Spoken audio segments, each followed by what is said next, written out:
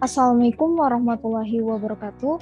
Perkenalkan, nama saya Elrika Amalia Putri dari kelas Pendidikan Biologi A 2020 dengan NIM 13046200075. Hari ini saya akan membawakan sebuah materi yaitu Dasar Hukum Pengelolaan Laboratorium Biologi di Instansi Pendidikan dengan mata kuliah Manajemen Laboratorium, Program Studi Pendidikan Biologi, Fakultas Matematika dan Ilmu Pengetahuan Alam, Universitas Negeri Jakarta. Dengan dosen pengampu, Bapak Dr. Rusdi M. Biomed. Materi yang saya ambil terbagi menjadi 4 poin. Poin yang pertama, yakni pengadaan prasarana laboratorium IPA atau biologi. Yang kedua, standar dan fungsi prasarana laboratorium IPA atau biologi. Yang ketiga, jenis, rasio, dan deskripsi sarana laboratorium IPA atau biologi.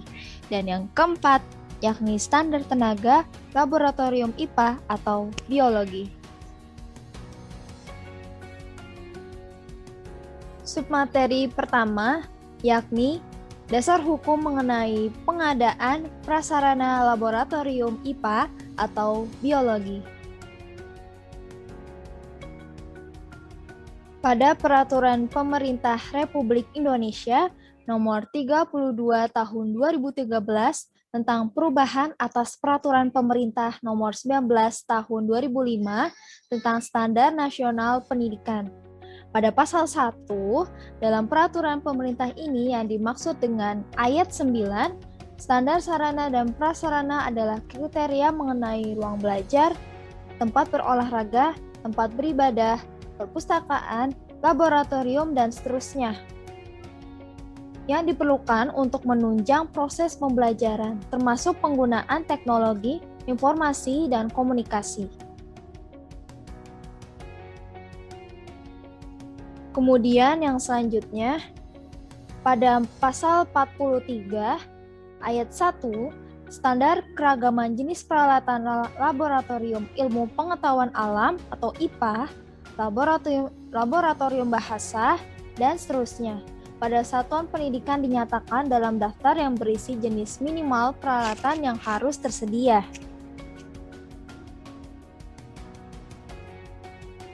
Kemudian, submateri yang kedua, mengenai dasar hukum standar dan fungsi prasarana laboratorium IPA atau biologi. Terdapat pada Peraturan Menteri Pendidikan Nasional Republik Indonesia Nomor 24 Tahun 2007 tentang standar sarana dan prasarana untuk sekolah dasar atau madrasah ibtidaiyah, sekolah menengah pertama atau madrasah sanawiyah, dan sekolah menengah atas atau madrasah aliyah. Tercantum pada lampiran sebagai berikut.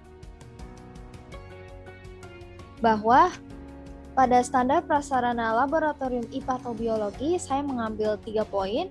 Yang pertama, di mana bangunan gedung memiliki struktur yang stabil dan kokoh untuk menahan gempa dan kekuatan alam lainnya. Yang kedua, mempunyai fasilitas cukupnya untuk ventilasi udara dan pencahayaan yang memadai dan memiliki sanitasi di dalam dan di luar bangunan gedung.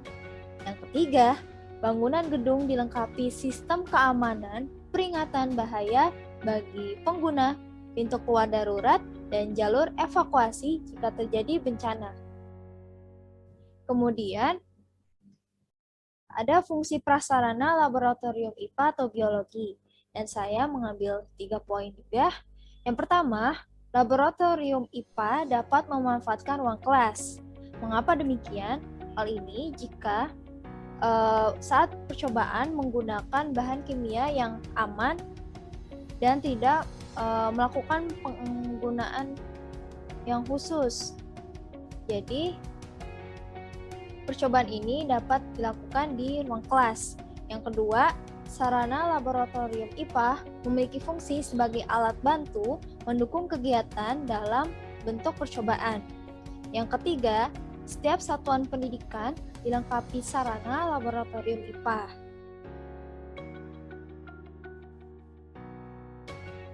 Submateri yang ketiga, yakni dasar hukum mengenai jenis, rasio, dan deskripsi sarana mengenai laboratorium IPA atau biologi. Tercantum pada Peraturan Menteri Pendidikan Nasional Republik Indonesia Nomor 24 Tahun 2007 tentang standar sarana dan prasarana untuk sekolah dasar atau madrasah ibtidaiyah, sekolah menengah pertama atau madrasah sanawiyah, dan sekolah menengah atas atau madrasah aliyah, tercantum pada lampiran sebagai berikut. Nah, berikut ini merupakan tabel 2.7 mengenai jenis, rasio, dan deskripsi sarana laboratorium IPA. Terbagi menjadi 2 poin.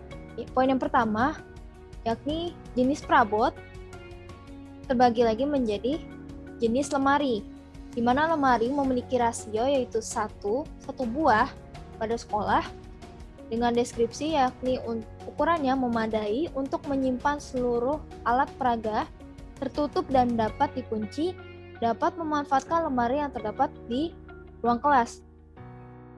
Kemudian yang kedua, peralatan pendidikan, terbagi menjadi beberapa poin, yakni jenis model kerangka manusia, memiliki rasio 1 buah, kedua model tubuh manusia 1 buah, globe 1 buah, model tata surya 1 buah, kaca pembesar 6 buah, dan lain sebagainya. Nah, materi yang keempat, yakni dasar hukum mengenai standar tenaga laboratorium IPA atau biologi.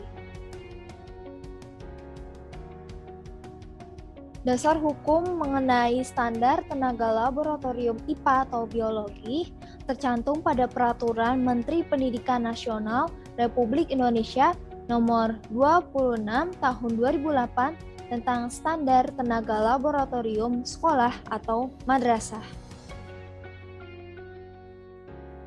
Tercantum pada Pasal 1 Ayat 1, standar tenaga laboratorium sekolah atau madrasah mencakup kepala sekolah, kepala laboratorium sekolah atau madrasah, teknisi laboratorium sekolah atau madrasah, dan laboran sekolah atau madrasah.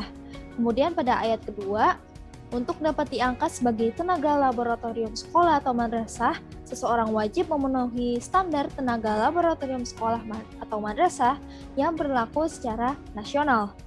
Yang ketiga, standar tenaga laboratorium sekolah atau madrasah sebagaimana dimaksud pada ayat 1 tercantum dalam lampiran peraturan menteri ini.